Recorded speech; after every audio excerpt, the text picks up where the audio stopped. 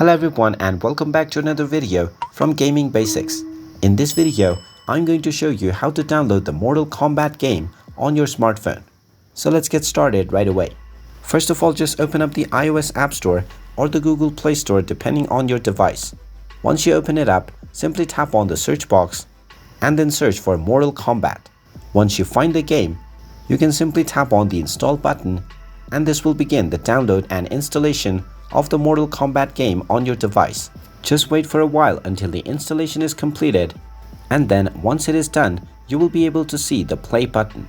Just go ahead and tap on it, and then this will open up the Mortal Kombat game on your smartphone. And now you can start playing the game on your device by signing in to your existing account or creating a new one. And there you have it. That is how easy it is to download and install Mortal Kombat game on your smartphone.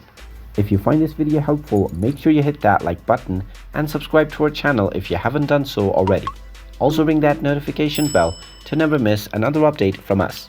Thank you for watching and I will see you again in the next video.